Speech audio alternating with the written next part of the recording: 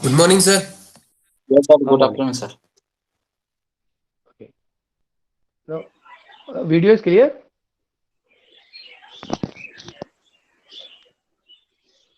What about video? Blur है sir. Blur है. Just wait for seconds.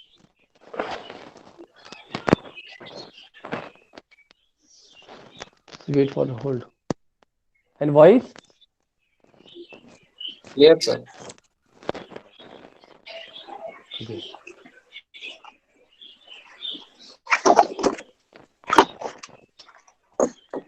Okay, no problem.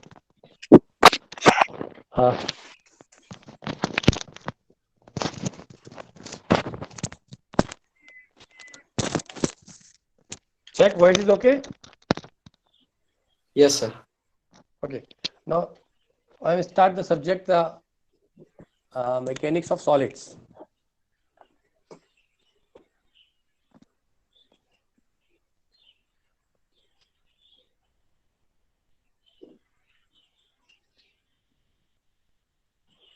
Today we are just discussing about the some basic concept of mechanics of solids. Right. So the mechanics of solids is also the strength of material.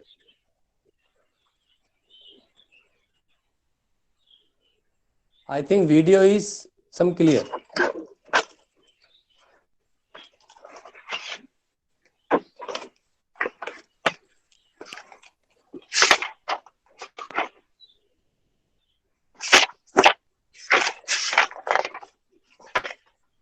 All students are required to mute, please.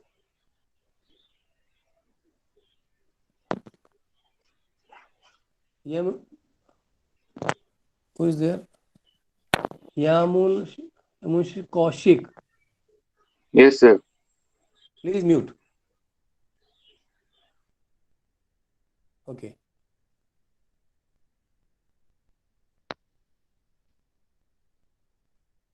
Abhinav Vyas is there? Yes, sir. Present, sir. Okay, Abhinav, what is the quality of video? Sir, it is good, sir. Okay, and then quality of voice? Sir, perfect, sir. Okay, okay. Please mute. Sir, but video is a little bit disturbing and some blur.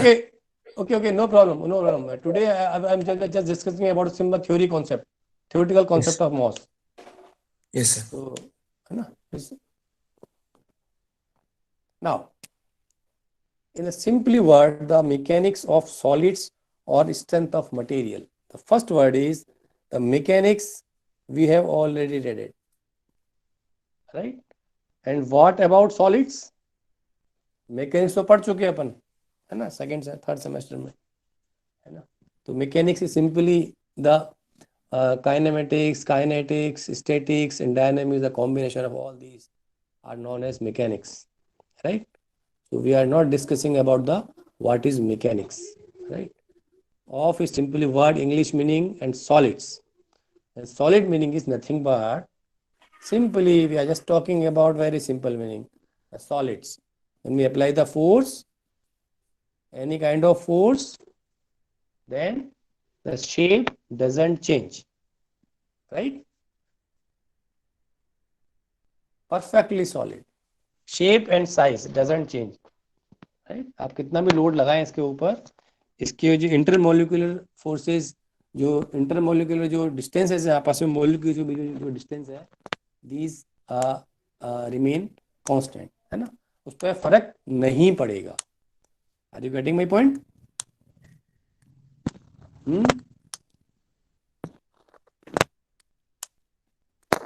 Harish Gujar is absent today.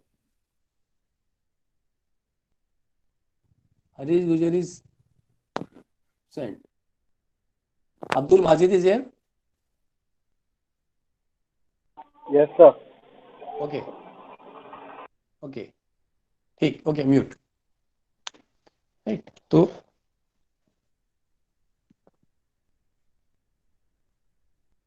Solid का मतलब ये है कि आप इस पर कितना भी फोर्स लगाएं, उसका शेप साइज कुछ भी चेंज नहीं होगा. मतलब मॉलिक्यूल्स के बीच में जो डिस्टेंस है वो कांस्टेंट रहेगी, पहली चीज है ना। लेकिन अब ये सब्जेक्ट पढ़ रहे हैं पर मैकेनिक्स ऑफ सॉलिड्स, तो आप फोर्स लगा रहे हैं उसमें कुछ भी चेंजेस नहीं हो रहे हैं, तो it is something, the subject name is something misnomer, the subject name is something misnomer means थोड़ा सा एक कंफ्यूजिंग नाम है सब्जेक्ट का, थोड़ा सा गलत हो रहा है, तो इसको हम सही कर देते हैं, है ना। तो actually the name of subject is, the name of subject is mechanics of deformable body.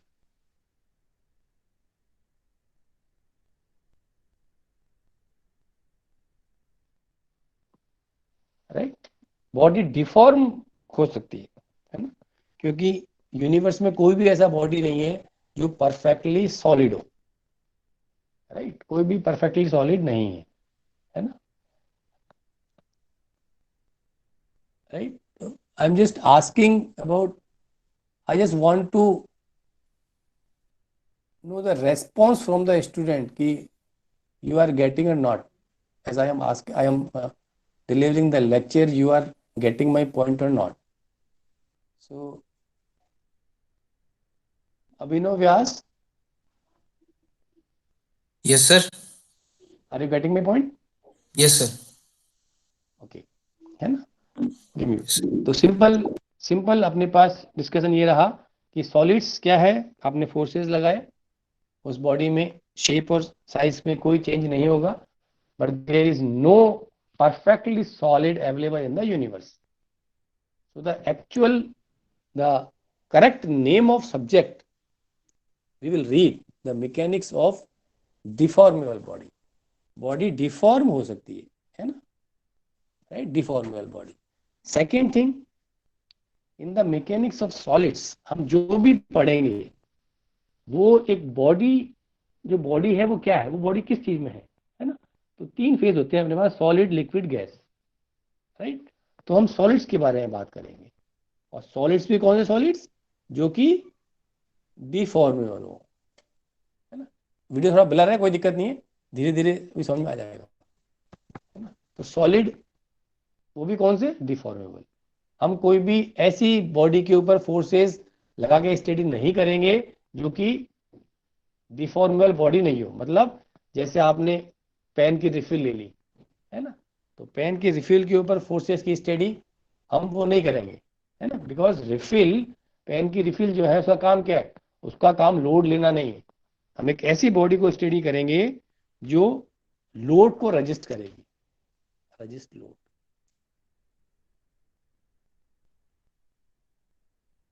Resist load, है ना, लोड को रजिस्ट करनी चाहिए, है ना, ऐसी कोई चीज नहीं हो फ्लेक्सिबल कि वो लोड ही कैरी नहीं कर पाए, है ना। तो वो एक ऐसी बॉडी हम स्टडी करेंगे।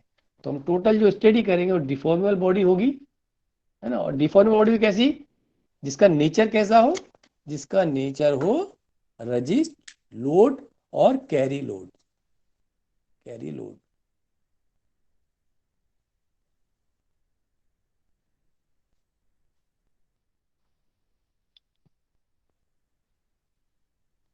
right. So it is simply the mechanics of solids. Now the book you may refer, the book you may refer for the mechanics of solids, right, textbook and reference book, textbook and reference book, textbook and reference book. So because there is limitation of time in this semester, so the textbook is you may refer S.S. Ratan. You may download from the site, or the reference book, reference book is Timoshenko.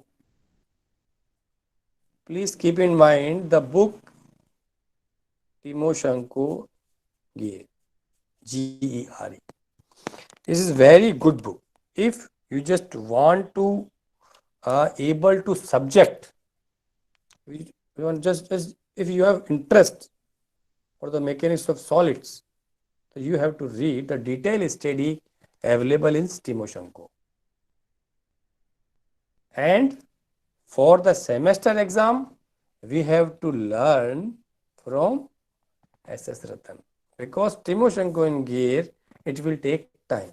It will take time. ये आप 1 साल तक आपको time ले लेगा पढ़ने में. थोड़ी मोटी बुक है, but it is good book, it is reference book. अगर आपको स्ट्रेंथ ऑफ मेटल में इंटरेस्ट है, because it is the very basic subject of engineering, है ना. स्ट्रक्चर के अंदर जो भी आप आगे पढ़ेंगे, इसमें most subject is very basic subject. It is simply the foundation of engineering, right. So अगर रेफरेंस बुक ये पढ़ते हैं, it will take time, but for semester requirement we will read from SS Ratan, right? Are you getting? आवाज आ रही है आपको? Yes, sir. Yes, sir. Good. Okay, तो ये अपने पास हो गया. तो अपन ने जैसा आई am just concluding this remark कि सब्जेक्ट कौन सा पढ़ रहे हैं, मैकेनिक्स ऑफ सॉलिड्स पढ़ रहे हैं. But the mechanics of solids is not A correct name. The correct name is the mechanics of deformable body. The mechanics of, ये ध्यान रखें आप, इट इज वेरी एलिमेंट्री कि जब आपने सब्जेक्ट पढ़ा, उस सब्जेक्ट का नाम क्या है ना. सब्जेक्ट के नाम में ही घूम रहे हैं कि मैकेनिक्स ऑफ सॉलिड्स, आपने सही पढ़ा गया, वो सही नहीं था. The correct name is mechanics of deformable body. बहुत पहले से कह दिया मैकेनिक्स ऑफ सॉलिड्स, तो चला आ रहा है, but the correct name is deformable body. Deformable body में हम कौन सी स्टडी करेंगे? हम वही स्टडी करेंगे जो बॉडी लोड को सस्टेन करे, जो बॉडी लोड को कैरी करे. ऐसी कोई बॉडी के ऊपर हम फोर्सेस की स्टडी नहीं करेंगे जो लोड को कैरी करने के काबिल ही नहीं है ना. ऐसी फ्लेक्सिबल बॉडी ले ली आपने, है ना, बिल्कुल ही फ्लेक्सिबल, जो लोड को कैरी नहीं कर सकता, उसकी स्टडी हम इस सब्जेक्ट में नहीं करेंगे. Getting right? नाउ सबसे पहला आपका जो काम है इसके अंदर, इस सब्जेक्ट में, बुक भी हो गई, हमने बुक का नाम भी पढ़ लिया, रेफरेंस बुक हो गई, टेक्स्ट बुक हो गई, स्ट्रेंथ ऑफ मटेरियल कह दिया या मैकेनिक्स ऑफ सॉलिड्स कह दिया, दैट इज ओके. सबसे पहली चीज आपको जो पढ़नी है starting from this semester, the objective, course objective. Keep in mind, course objective. I think video is clear. Yes, sir. Yes, sir. हाँ, थोड़ा ब्लर होता है बीच बीच में, लेकिन हो जाएगा सही. एंड कोर्स आउटकम, ध्यान दें, ये वो सब्जेक्ट है जिसमें कुछ भी याद नहीं करना है. Getting my point? Yes, sir. ये वो सब्जेक्ट है जिसमें ये काम आएगा. इसके लिए कुछ याद करना पड़ रहा है आपको? No, sir. दिमाग में कुछ भी नहीं है, इजी इजी, आराम से, है ना. ये पता है हमको, ये वो सब्जेक्ट है, याद करने वाला चीज नहीं है. जिस दिन लेक्चर हो उसी दिन क्लियर हो जाएगा मैटर, आगे वाला चक्कर नहीं है ना. तो पहले आप नोट्स रेफर करें, उसके बाद आप कोई सी भी बुक पढ़ें, आई डोंट माइंड.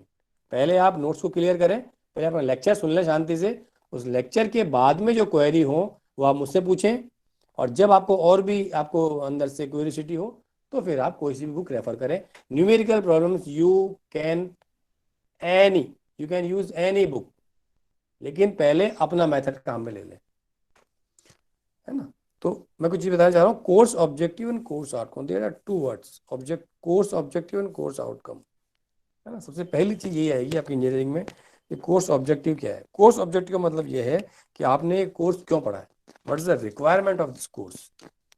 इस कोर्स को क्यों पढ़ने की क्या जरूरत है, आप इस कोर्स को, है ना. पहली चीज तो ये है. और पढ़ने की क्या जरूरत है ये तो कौन बताएगा? कोर्स ऑब्जेक्टिव बताएगा. What is the need of this subject in your engineering curriculum. Aeronautical में या मैकेनिकल में, इस समय चलता है, सिविल में भी चलता है, सिविल, मैकेनिकल, एरोनॉटिकल सब में है. तो what is the objective, objective है, क्यों पढ़ रहे हैं, what is the need.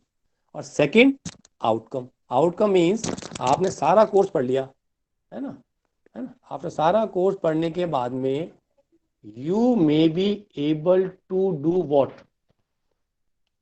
keep in mind, you may be able, I'm just writing, you may be able to do what? आप क्या करने में समर्थ होंगे? पहले तो पढ़ लें, है ना? पढ़ने के बाद आप क्या कर सकते हैं? तो जो पढ़ने का जो काम है, क्यों पढ़ रहे हैं, जो नीड है, वो तो शो करेगी ऑब्जेक्टिव के अंदर कि आप ये क्यों पढ़ रहे हैं। कोई भी सब्जेक्ट पढ़े, पहला क्वेश्चन यही होना चाहिए, क्यों पढ़ रहे हो इसको आप? कोर्स में इसलिए नहीं पढ़ रहे, इसका पर्पस क्या है, आपका ऑब्जेक्टिव क्या है इसका पढ़ने का, क्यों पढ़ रहे हो उसको आप? It's simple story, nothing. और second is outcome. Outcome means nothing, सारा कोर्स पढ़ लिया, हुआ क्या पढ़ने के बाद में, what is the result, what is the outcome, क्या निकल के आ रहा है उसके सामने। तो what you may be able to do what, आप क्या कर सकते हैं इससे? Are you getting my point? Yes, sir. Yes, sir. Simple two words है, course objective and course outcome. Strength of material या मैकेनिकल सॉलिड्स क्यों पढ़ रहे हैं, what is the need, objective क्या है, क्यों पढ़ रहे हैं, और कोर्स आउटकम मीन्स सारा कोर्स पढ़ने के बाद में निचोड़ क्या निकला, व्हाट इज द कंक्लूजन। जैसे पढ़ते हैं ना नैतिक शिक्षा, मोरल एजुकेशन में स्टोरी, पूरी स्टोरी पढ़ लेते हैं अपन, तो दैट इज द ऑब्जेक्टिव, वो तो पढ़ लिया हमने।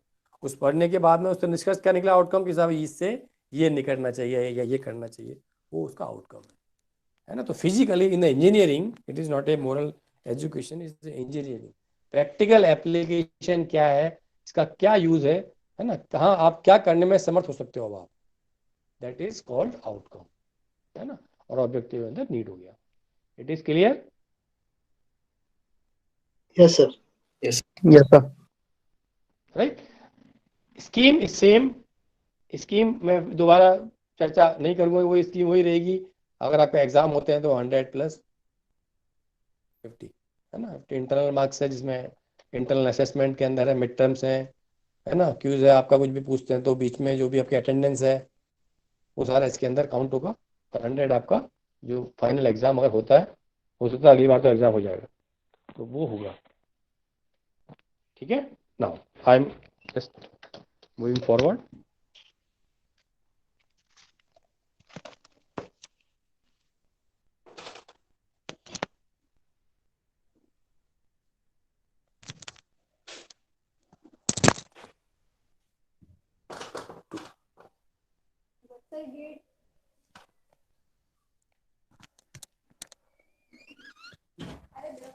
Now let me start. अब क्या करते हैं इसके अंदर, सबसे पहला जो वर्ड है,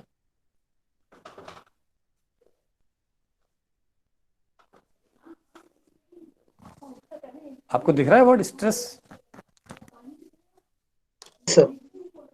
अब आप सुनते रहे आराम से, इसका पीडीएफ आपको सेंड करूंगा एज ए प्रीवियस जो अपन भेजते थे पहले से, है ना, तो आपको सुनते रहना है। तो सबसे पहले मैकेनिक्स ऑफ सॉलिड्स का ऑब्जेक्टिव पढ़ लेते हैं अपन, इस टेस्ट में लिख दिया है। तो objective and outcomes I am just simply अपन मौखिक चर्चा करेंगे, है ना, कि ऑब्जेक्टिव क्या है और इसका आउटकम क्या है ना। Just wait for second.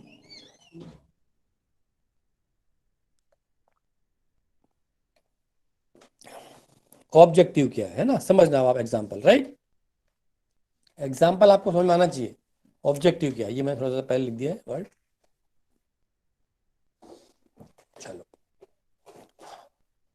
Upon train में सफर करते हैं, बस में सफर करते हैं, बीच में कभी भी आता है ब्रिज। सिंपल एग्जांपल ले रहा हूं अभी ना, एक ब्रिज आता है, ब्रिज देखे आपने? Yes, sir. ब्रिज के ऊपर कभी कभी जब अपन उसको क्रॉस कर रहे होते हैं, उसके क्रॉस करने से पहले कभी कभी उसमें लिखा होता है कि मेंटेनेंस रिक्वायर्ड। क्या लिखा होता है? कि मेंटेनेंस रिक्वायर्ड, जर्जर अवस्था। अगर मैं हिंदी में बात करूं तो शायद मैं गलत सही कैसे होता है, कैसे लिख रहा हूँ, हिंदी में बात करें, जर्जर अवस्था में है ये जो ब्रिज है। हिंदी में जर्जर कहते हैं और इंग्लिश में इसको simply the maintenance required.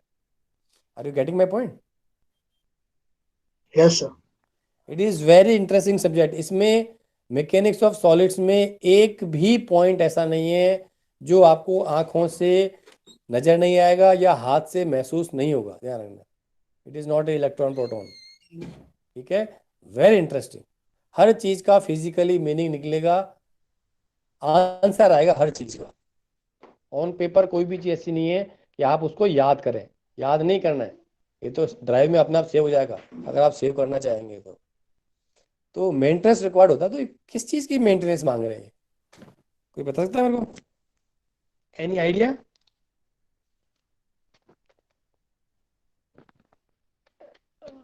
just wait, I'm just taking attendance. Okay. Hmm. Okay. Amandeep, Present, sir. Bhavya Bhavya Prajapati, Present, sir. Present, sir. Okay. Devendra Singh, Devendra Singh Shekhawat, Present, Devendra sir. Singh, okay. Dinesh Yadav, Present, sir. Nikita Gupta, Nikita Gupta is here. Present, sir. Tripti Meena, Present, sir. Rahul Kumar, Present, sir.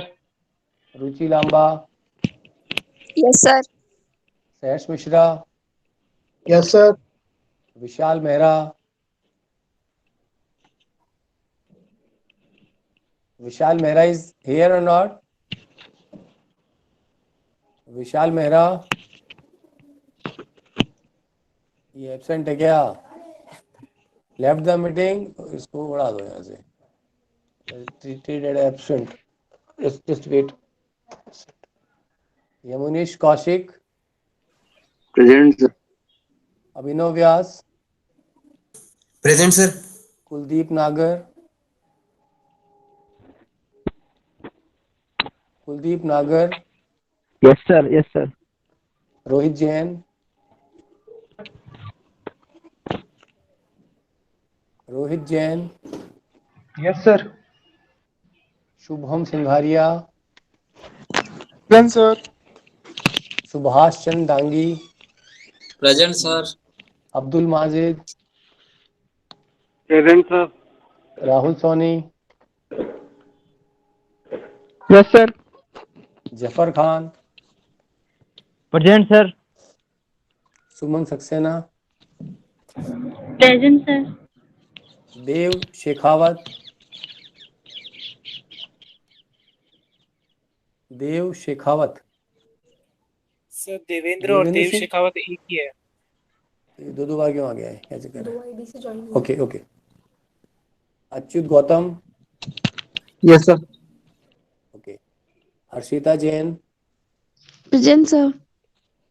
Ayush Soni, Present, sir. Okay.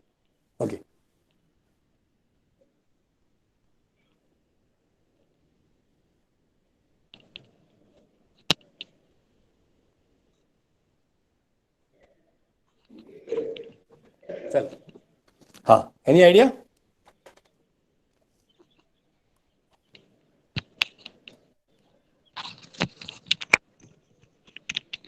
किस चीज का maintenance मांग रहे हैं इसमें? Sir, pillars की और joints की। चलो मैं बात करता हूँ ना। देखो सपोज करो ये आपका ब्रिज बना हुआ है ना, सपोज करो इस शेप में, या अपन इस शेप में ले लेते हैं, ठीक है? ये आपका ब्रिज बना हुआ है ना। जब ये बहुत टाइम, ये तो नया का नया ब्रिज बना हुआ है, यहाँ सपोर्ट लगे होते हैं, सपोर्ट बीच में भी वो लगे हैं।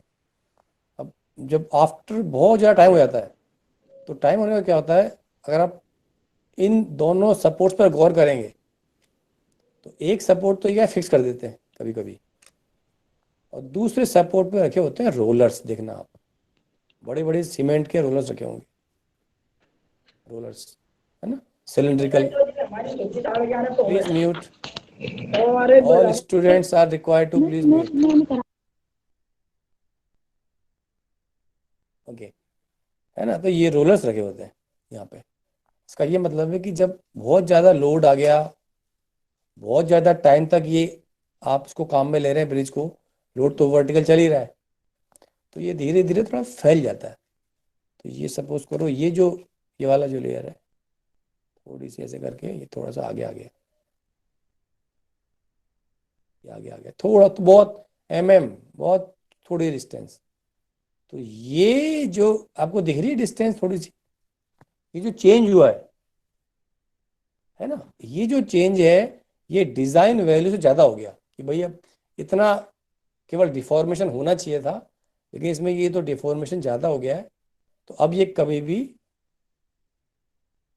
फेल हो सकता है, टूट सकता है, तो ये मेंटेनेंस मांगेगा। कैसे सही करना है, क्या सही करना है, it is the work for, ये अपना काम नहीं है, it is not for aeronautical engineering, right. मतलब एग्जाम्पल यूँ सिविल का। दूसरा एग्जाम्पल अगर मैं लूँ सिंपल, बहुत ही सिंपल एग्जाम्पल अगर मैं बात करूँ, सपोज करो ये एक वर्टिकल एक चीज बनी हुई है, इसको मैंने नीचे से फिक्स कर दिया है ना, इसके ऊपर से मैंने इसको लोड लगाया, तो ये ऐसे सपोज करो बेंड हो गया, ऐसे मुड़ गया। जैसे रिफिल है अपन एक, सपोज करो रिफिल को अगर ऊपर से अपन दबाएं तो वो इस शेप में ये मुड़ जाएगी, है ना। आप बात समझ रहे हो मैं क्या कहना चाह रहा हूँ, यस सर। है ना। तो मैंने रिफिल का लिया example, refill is not a example of mechanical solids, ध्यान रखना, है ना। वो इस कोर्स से बाहर है, नॉट एलिजिबल, मैं केवल समझाने के लिए कर रहा हूँ। तो ये जो लोड लगाया मैंने, इस लोड से ये इस टाइप से बेंड हो जाता है, किसी भी डायरेक्शन में बेंड हो सकता है, इस डायरेक्शन में, इस डायरेक्शन में, है ना। अब मैं चाहता हूँ कि ये लोड तो लगेगा, लोड तो वर्टिकल लगेगा, बाहर से लोड लगेगा। अब मैं चाहता हूँ कि ये नहीं रुके, जैसे ये है, रिफिल दिख रही है आपको, है ना, और टाइट है, बहुत ही नुकीली है। अगर मैं वर्टिकल लोड लगाऊंगा तो आप देखेंगे कि ये बेंड हो जाएगा, है ना। तो ये डिफॉर्मेशन मुझे नहीं चाहिए, मुझे इसको सस्टेन रखना है सीधा का सीधा। तो अब मैं क्या करूं, है ना, दैट इज द प्रॉब्लम। तो मुझे इसमें कुछ अरेंजमेंट करने होंगे, वो अरेंजमेंट मैं कहाँ करूंगा, कैसे करूंगा, it is the work use in mechanics of solids. समझ रहे बात को आप, है ना। तो इसमें कितना डिफॉर्मेशन हुआ, हाँ, any query, any problem, no problem, No problem, sir. No sir. हाँ हाँ हाँ। तो इसमें मैं किस तरह चेंजेस करूंगा या क्या चेंजेस करूंगा जिससे कि ये वर्टिकल जो बॉडी है वो सीधी बनी रहे और लोड कैरिंग कैपेसिटी इसकी बढ़ जाए। बड़ा हो रहा हूं मैं तो, पहले तो ये 100 न्यूटन पे जाके ये तो मुड़ रहा था, मैं तो कह रहा हूँ 500 न्यूटन लगेगा अब। तो 100 पे ये मुड़ रहा था तो 500 पे तो इसके अस्थि पंजर उड़ जाएंगे, है ना। तो मैं एक ऐसा अरेंजमेंट करूंगा कि ये 500 लोड लेने के बाद भी सीधा खड़ा रहेगा। तो जो मैं अरेंजमेंट करूंगा, है ना, जो उसकी कैपेसिटी बढ़ाऊंगा, उसका जो आंसर निकलेगा वो किस में निकलेगा, इस मॉस के अंदर निकलेगा। तो ब्रिज की मेंटेनेंस हो गई, वर्टिकल बॉडी हो गई। तीसरी चीज मैं ले लूं, ये सपोज करो एक स्फेरिकल सिलेंडर या एक सॉलिड सिलेंडर है, ये लो आप, तो ये बात करो, हमारे गैस होते हैं, गैस सिलेंडर, डायग्राम थोड़ा उल्टा सीधा बना हुआ है, यस सर। गैस सिलेंडर बना हुआ है अजीब सा बन गया डायग्राम। डायग्राम भाई देखो कमजोर है अपना, है ना, यस सर। चित्रकला अपनी कमजोर है। तो इसमें गैस भरी होती है, राइट, इसमें गैस भरी हुई है, हाईली प्रेशराइज्ड, है ना। तो सपोज करो ये इसका प्रेशर बहुत ज्यादा बढ़ जाए, है ना, या और कोई इसका टेम्परेचर किसी ऐसे एनवायरनमेंट में आ जाए कि इसका टेम्परेचर बहुत ज़्यादा बढ़ जाए, आउटर सरफेस पे टेम्परेचर बहुत ज़्यादा बढ़ जाए, तो ये फट जाएगा, है ना। तो ये जो फट जाएगा, ये जो टूटेगा, उसको, उस पॉसिबिलिटी को कम करने के लिए मैं कुछ अरेंजमेंट करूँगा। वो जो आंसर आएगा वो मॉस के अंदर आएगा। क्या पॉसिबिलिटी बन सकती है इसके अंदर टूटने के अंदर, है ना। मैंने अपने एक शायद पढ़ा वाले मैकेनिज्म में कुछ ऐसे ऐसे कुछ पढ़े थे, कैंटिलीवर,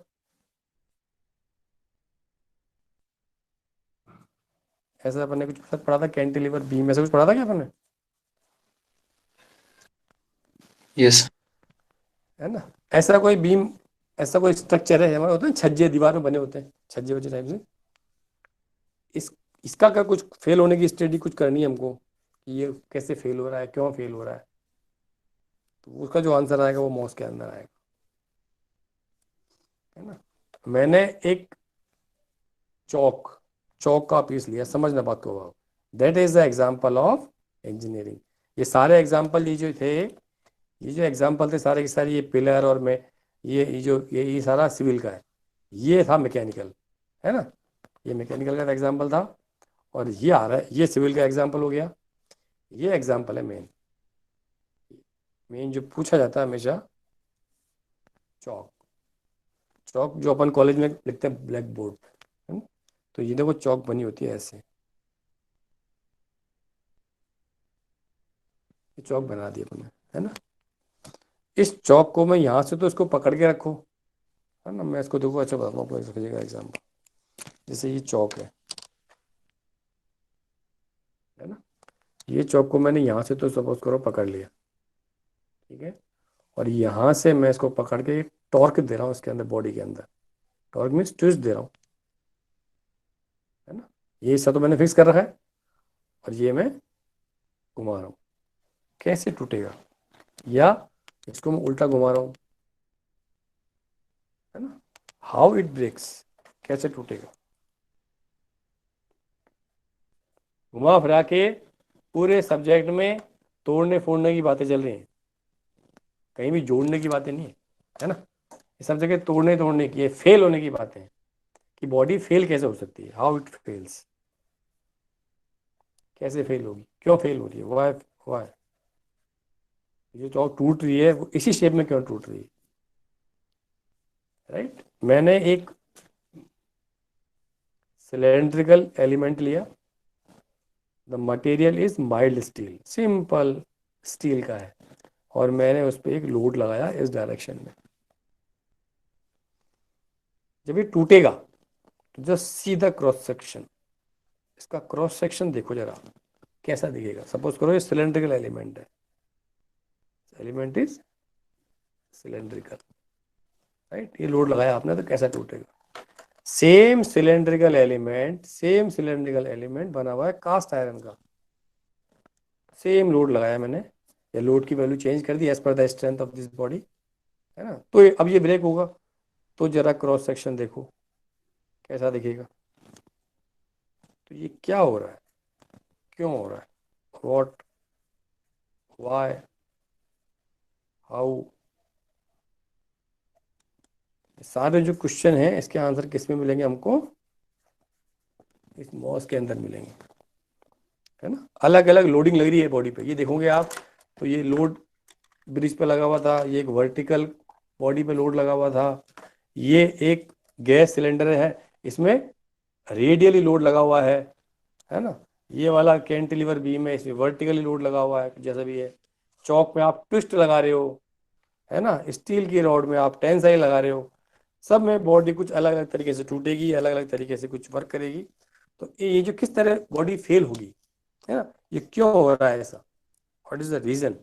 तो इस सारे रीजन को ढूंढने के लिए हम जो सब्जेक्ट पढ़ेंगे that is called mechanics of solids. Are you getting my point? Yes, sir. Yes, sir. है ना। तो सिंपल अगर मैं भाषा में बात करूं तो मॉस के अंदर हम क्या पढ़ेंगे, मॉस के अंदर क्या पढ़ेंगे, आई am just writing here, I am writing here.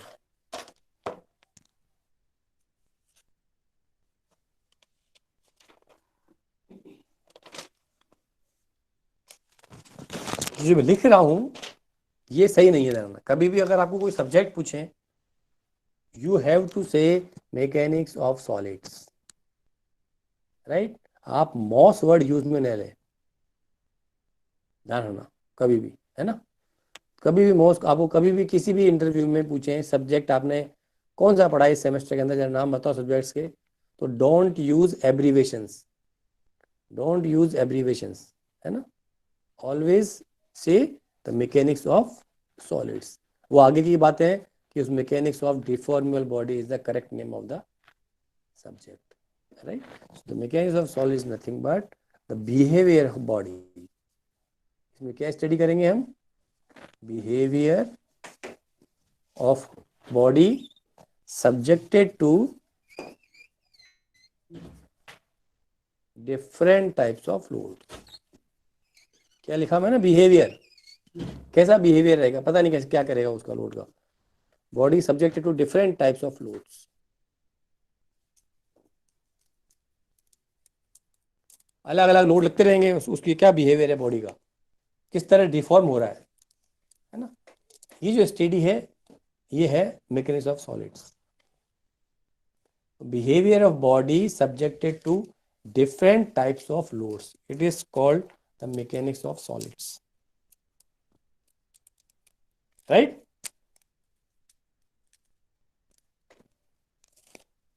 Yes, sir. Okay, आगे चलें? Yes, Yes, sir. sir. Yes, sir. हाँ, चलो अब ये देखो सिंपल वर्ड लिखे हुए हैं इसमें, कोई भी मैंने ज्यादा टेक्निकल वर्ड में नहीं लिए, सिंपल वर्ड लिया, behaviour of body subjected to different types of loads. कोई बड़ा बड़ा शब्द नहीं है कि जो समझ में नहीं आवे। एक शब्द और लग रहा है कि ये लोड्स आ गया इसमें, लोड्स, है ना। तो लोड कैसे हो सकते हैं भाई, है ना, तो लोड कैसे हो सकते हैं तो देख लेते 2 मिनट के लिए, है ना। बॉडी का बिहेवियर जानना है मेरे को, कैसा किस तरह डिफॉर्म हो रही है बॉडी अलग अलग लोड लगने के ऊपर, तो ये हम इस मॉस के अंदर जानेंगे। तो टाइप्स ऑफ लोड कौन से होते हैं? सिंपल बैठा लो, पॉइंट लोड। अब ये पॉइंट लोड क्या है? Uniformly distributed load, uniformly varying load, है ना। ये point load, what is the point load, है ना। ये पेपर दिख रहा है आपको, इज द पेपर, मैं इसका दिख रहा है आपको, ये जो स्केच पेन है इसका आगे की जो है ये पॉइंटर, पॉइंटर, मैं इस पर लगा रहा हूँ लोड इस पेपर के ऊपर, तो ये जो लोड लगा रहा हूँ that is called point load. Getting? Yes, sir. मेरी बात, that is point Yes, load. sir. अब समझ से ना बात को, है ना। पॉइंट लोड क्या है कि आप जो लोड लगा रहे हो, है ना, जो सरफेस पे जो आप टच कर रहे हो वो एक बहुत बड़ी सरफेस है, बहुत बड़ी सरफेस है, उस पर मैं एक छोटा सा इस तरह लोड लगा रहा हूँ, that is called point load. लेकिन it is simply comparative word. Why comparative word means, अगर सपोज करो एरिया जो इसमें लोड लगा रहा हूं, सपोज करो मैं जिस पे लोड लगा रहा हूं वो ये शेप का है, इतनी शेप है बस, और मैं इस पे लोड लगा रहा हूं, जो ये जो लोड लगा रहा हूं मैं पॉइंट लोड, वो देखो इस शेप में जा रहा है, दिख रहा है आपको पॉइंट लोड? अभी दिखेगा, ये लोड लगा रहा हूं मैं, है ना। और सपोज करो ये बहुत बड़ा पेपर है, उस पर मैं लोड लगा रहा हूँ सेम ये वाला। तो जो करेक्ट जो डेफिनेशन है पॉइंट लोड की वो ये रहेगी कंपेरेटिव टर्म में, है ना। आप जिस पर लोड लगा रहे हैं उस पर चेक करें कि ये पॉइंट लोड है कि नहीं है। मतलब इसको मैं और देखो सिंपल लेता हूँ, सपोज करो जैसे ये आपके पास ये पूरा ये दिख रहा है आपको, ये रखा हुआ है, क्या बोलते हैं इसको? Yes, sir. Exam pad. Exam pad रखा हुआ है। इसकी साइज अपन को दिखी रही है, सब जानते हैं साइज इसकी, है ना, साइज दिख रही है ना। अब अगर इसके ऊपर मैं ये स्केच पेन रखा हुआ है, स्केच पेन को मैं वर्टिकल रख देता हूँ, ऐसे वर्टिकल, इसका वजन है 10 ग्राम, टेक इट फिजिकली, है ना, इसका वजन है 10 ग्राम, इसको मैं वर्टिकली ऐसे रख देता हूँ, और मैं पूछना चाह रहा हूँ कि ये जो बॉडी है ना, ये जो एग्जाम पैड है इसके ऊपर किस टाइप का लोड लगा हुआ है ना। तो अभी तो मैं कुछ कहने में सक्षम अभी नहीं हूँ, क्योंकि ये बॉडी क्या है, ये वाली ले रहा हूँ मैं। और सपोज करो मैं इसी बॉडी की जगह और एक बड़ा पलंग ले लेता हूँ, बड़ा वाला पलंग, है ना। उस पलंग के ऊपर मैं सेम स्केच पेन ऐसे रखता हूँ 5 ग्राम का, तो पॉइंट लोड किस पे डिफाइन हो, ज्यादा ज्यादा शूट किस पे हो रहा है, उस पलंग के ऊपर या इस एग्जाम पैड के ऊपर?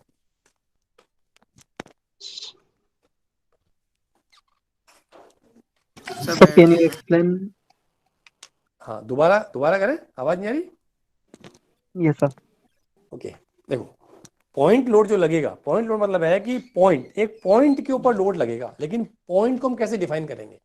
How to define point? Anybody student can define the word point?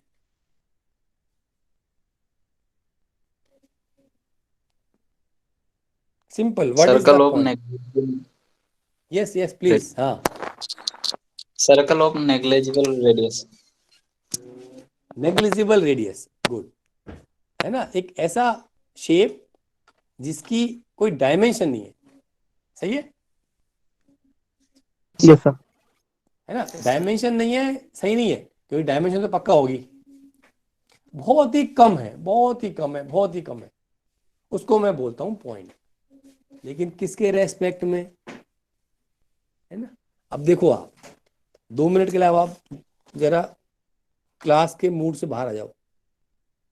अब ये क्लास होगी अपनी एंड, है ना, क्योंकि आप उन्होंने स्ट्रेस, आप ज्यादा लोड ले लोगे तो भी आप just out come outside from this class. अब आप सुनते रहो, हो जाओ रिलैक्स,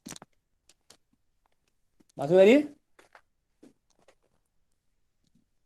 Yes, sir.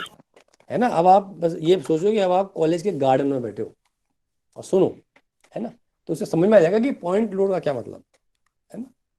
देखो, पॉइंट का ये मतलब है, सपोज करो आप मार्केट गए और आपको मम्मी ने कहा भाई 1 किलो चीनी लेके आओ। क्या लेके आओ? हिंदी, क्या लेके आओ? चीनी। 1 किलो चीनी लेके आओ, 50 रुपए की, आजकल तो 55 की हो गई है। पता नहीं, देख रहा भाव बढ़ गया आजकल, समझना बात। अच्छा, आप ये बताओ, आप परफेक्टली 1 किलो चीनी लेके आते हो क्या? इसका आंसर No, बताओ sir. मुझे। No, sir. No, sir. हाँ, इसका आप परफेक्टली 1 किलो लेके नहीं आते हो आप, क्यों? सर क्योंकि ग्राम में भी होते हैं, ग्राम में Error. हाँ हाँ हाँ, है ना, ये क्या है कि 1 किलो का भाव क्या है? 55 रुपए, राइट। अब मैं आपको बोलता हूं कि जरा मम्मी को बोलो जरा 1 kg जरा गोल्ड खरीद के लाओ, सोना खरीद के लाओ। 1 किलो, अब पता नहीं 1 किलो का भाव तो कितना, कैलकुलेट करते रहो बैठे बैठे। अब जो गोल्ड लेके आओगे उसका वजन कितना होगा, ये बताओ मेरे को। सर उसका Six एक्यूरेट होगा। with no इसका error. एक्यूरेट निकलेगा एकदम, लेकिन इसमें एक्यूरेसी नहीं है, क्यों नहीं है? सर गोल्ड एक्सपेंसिव है। हाँ, समझ में आ गई ना? तो ये हो गया सब आपके लाखों का हो गया, है ना। ये तो 55 रुपए की चीनी थी, 2 4 10 ग्राम ऊपर कर दिया तो कोई फर्क नहीं पड़ेगा, लेकिन ये लाख्स में बैठेगा हिसाब। तो भैया वो आपको 1 किलो ही गोल्ड देगा, आपको 1.10 kg गोल्ड नहीं मिलेगा, क्योंकि ये एक्सपेंसिव है। तो ये दो टर्म आ गए, एक्सपेंसिव, और ये हो गया सस्ता महंगा, सस्ता महंगा चीप। समझ रहे हो बात को आप? तो point is a comparative term. एक डस्टर को सिंपल डस्टर है ना, ब्लैक बोर्ड उसमें होता है, क्लास में अपने डस्टर होता है, यस सर। उस डस्टर को Yes, sir. आपने एक बहुत बड़े ग्राउंड में रख दिया। एक डस्टर को आपने बहुत बड़े, अपना जो फुटबॉल ग्राउंड है कॉलेज का, उसमें रख दिया। तो फुटबॉल ग्राउंड के ऊपर किस टाइप का लोड लगा हुआ है, तो क्या बताएंगे हम? Point. Point. उसको बताएंगे is treated like a point. Treated like a point. Approximately चल रहा है मामला, डिपेंड्स ऑन अप्रोक्स, समझना। तो ये treated Yes, sir. Like a point. लेकिन वही डस्टर अगर मैं इस एग्जाम पैड पे रख दूं तो ये पॉइंट लोड नहीं कहलाएगा। आप समझ रहे हो बात को आप? Yes, Yes, sir. sir. Yes sir. अब ये पॉइंट लोड नहीं होगा। जिस सरफेस पे आप लोड लगा रहे हो उसका खुद का कितना एरिया है ना। हम Yes, किसी sir. सरफेस पे खड़े हुए हैं, है ना, आप अर्थ के ऊपर खड़े हुए हैं, आपको क्या मानेंगे? पॉइंट मानेंगे नहीं मानेंगे? Point. पॉइंट मानते नहीं Yes, मानते, sir. है ना। लेकिन जैसे ही अपन कोई वैसी सरफेस पे चल जाए तो वहां अपन इसको पॉइंट नहीं मानते। फिर डिपेंड ऑन द आप किस सरफेस पर लोड लगा रहे हो, इट डिपेंड्स, है ना। तो जिस सरफेस पे आप लोड लगा रहे हो उसका एरिया कितना है, बात समझ आ गई? Yes, sir. Yes, sir. Duster को मैंने Yes. प्ले ग्राउंड में रखा तो duster is treated like a point load. छोटा सा पॉइंट लगेगा मेरे को, दूर से देखूंगा तो डस्टर मुझे दिखेगा भी नहीं। Point load, treated like a point load. लेकिन जैसे ही डस्टर मैं अगर एग्जाम पैड के ऊपर रख के इस एग्जाम पैड के ऊपर स्टडी कर रहा हूं तो डस्टर मुझे भैया बड़ा ही नजर आएगा। That is not a point load, so it is comparative term. Getting? Yes, sir. जिस सरफेस पे लोड लगा Yes, हुआ sir. है उस सरफेस का एरिया क्या है, that is called point load.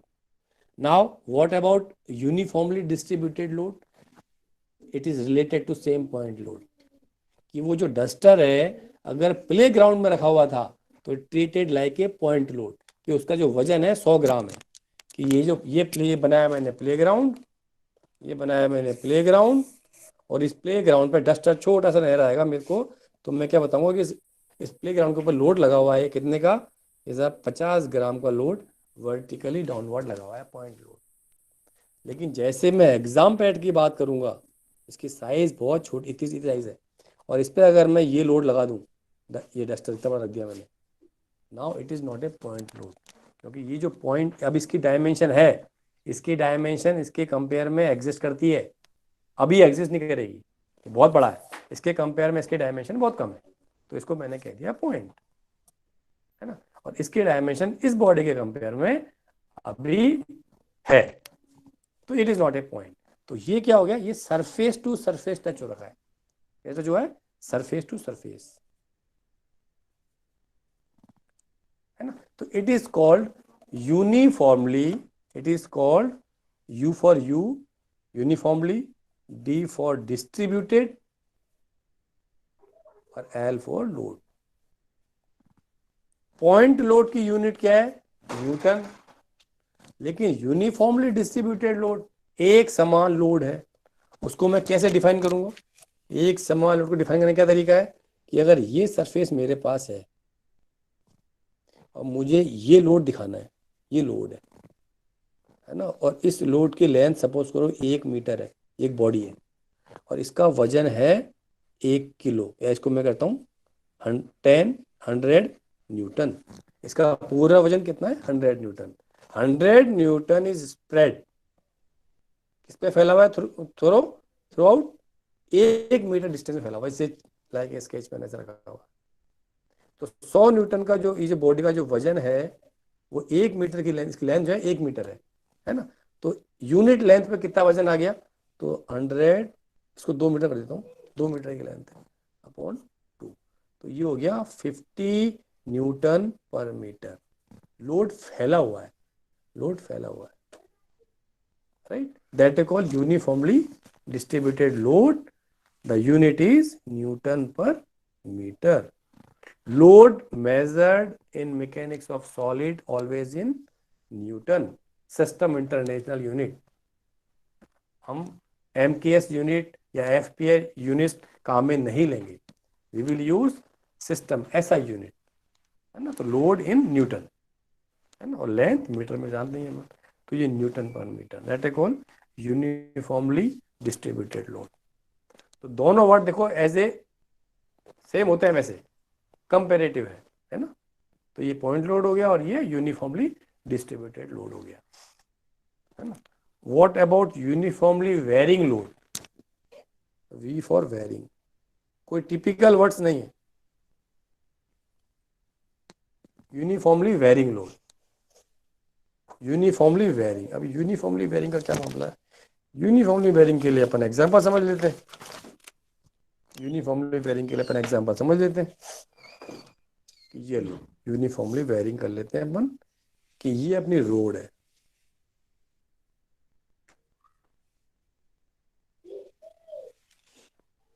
है ना।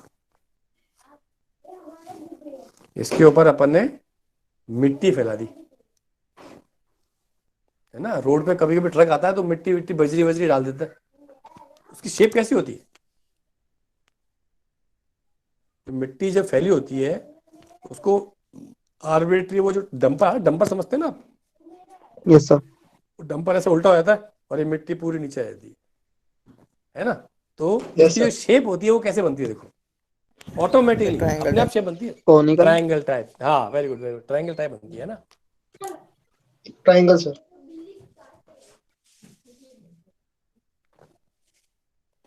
देखो ऐसी बनती है, बनती है। Yes, sir. बनती है। और ये अपने आप बनती है। अगर मैं यहाँ एक गिलास में मिट्टी भर लूँ, उसको मैं ऐसे डालूं नीचे करके, तब ये शेप बनेगी, बैलेंस एकदम है। Yes, sir. तो अगर मैं यहाँ तक बात करूँ 2 मिनट के लिए, इस पॉइंट पे देखो लोड कितना है, तो treated like a zero load. और यहाँ पे बात करूंगा तो मैक्सिमम लोड आ गया मैक्सिमम लोड, उसका फिर लोड की वैल्यू कम Yes, होती sir. गई, फिर यहाँ जीरो हो गया। तो इसमें देख रहे हो आप लोड की वैल्यू बढ़ती जा रही है, समझ रहे हो बात को आप? ये लोड यहाँ पे जीरो है, बढ़ता गया और बढ़ता गया और बढ़ता गया और बढ़ता गया और बढ़ता गया, ये लोड आ गया, है ना। ये लोड इस तरह, that is called uniformly varying load. ये तो स्ट्रेट लाइन के अकॉर्डिंग जा रहा है। सपोज करो मैं इसको चेंज कर दूं, it is also example of uniformly varying load, लेकिन पैराबोलिक जा रहा है भैया, है ना। Yes, sir. आपको आप it is Yes, sir. Example of uniformly varying load, है ना। लेकिन अब ये लीनियरली, ये इट इज लीनियरली वेरिंग तो है, बट वेरिंग भाई y proportional to x, vary तो कर रहा है, it is linearly varied. X square कर दूंगा तो पैराबोलिक, राइट। एक्स Yes, कर sir. दूंगा तो क्यूबिक, तो वो कैसे भी वेरी कर सकता है, that I call uniformly varying load. तो ये हमें लोड का, तो लोड में भी ये स्ट्रेट लाइन, लोड में भी ये साइन और कोसाइन शेप, कैसे भी किसी भी शेप में हो सकता है ना। तो ये हो गया यूनिफॉर्मली वेरिंग लोड का एग्जांपल। बात समझ आ गई? Yes, sir. Yes, sir. तो सिंपल पॉइंट लोड ध्यान रखना, आई am just concluding the point load. किसको कहेंगे point load?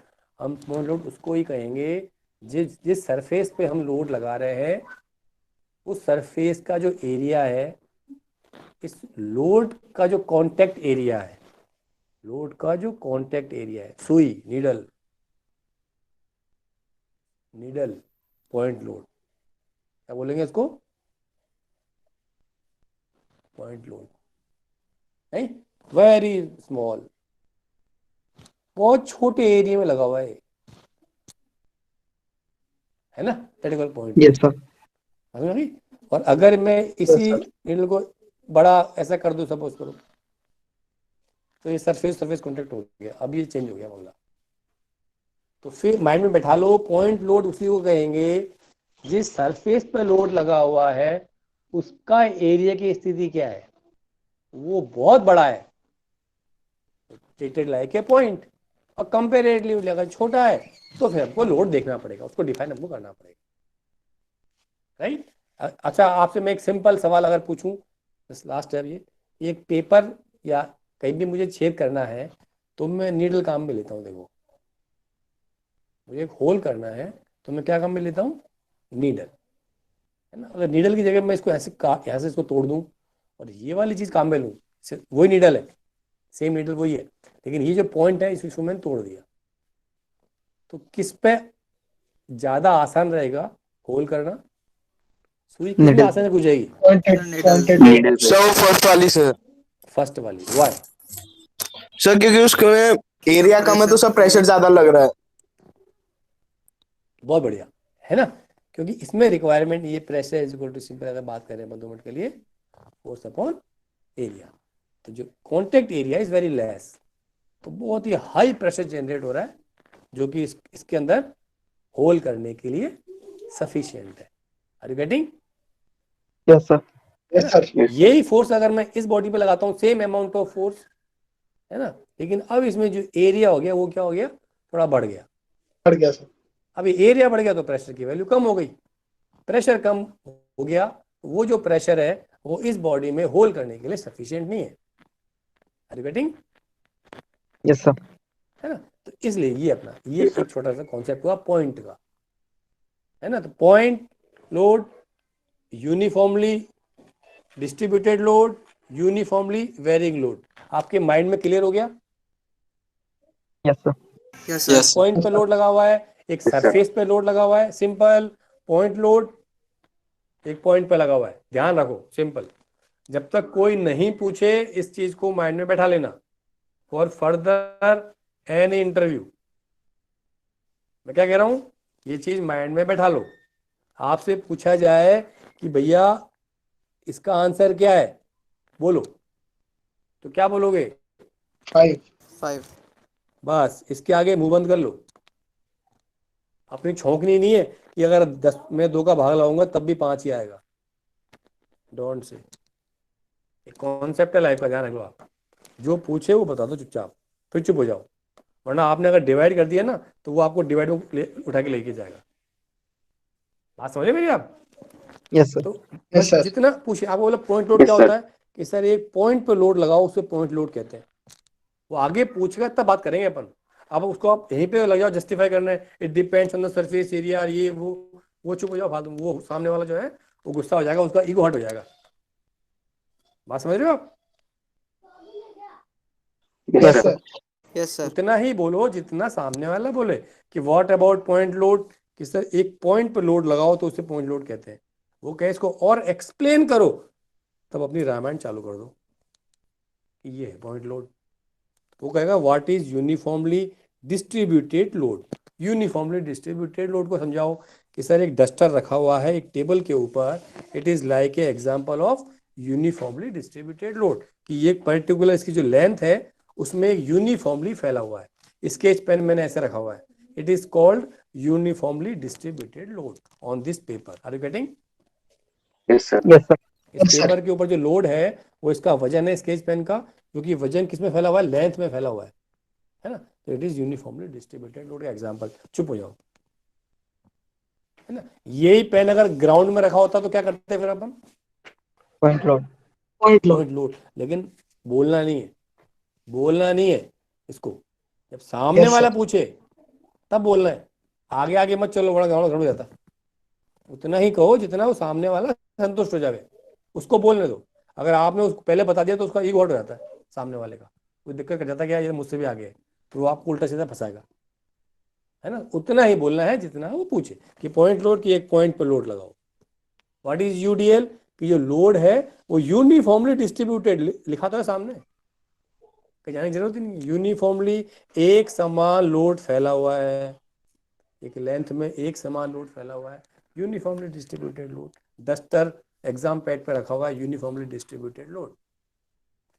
What about uniformly varying load, कि सर वो मिट्टी फैली होती है रोड पे, नेचुरली अगर मैं फैलाऊं, that is called uniformly distributed load.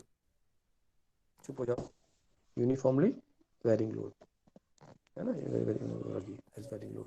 और भी कुछ हो सकता है इसका शेप, तो बिल्कुल हो सकता है, ये लो जो बना हो जाएगा, है ना। ये लीनियरली है, ये क्यूबिक, ये पैराबोलिक है या क्यूबिक है। समझ आ गई? Yes, sir. क्लियर है ना।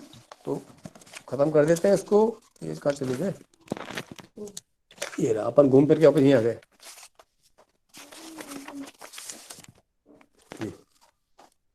बिहेवियर ऑफ बॉडी, अभी हमने बिहेवियर बॉडी देखी नहीं है ना, अभी पढ़ा नहीं अपन ने।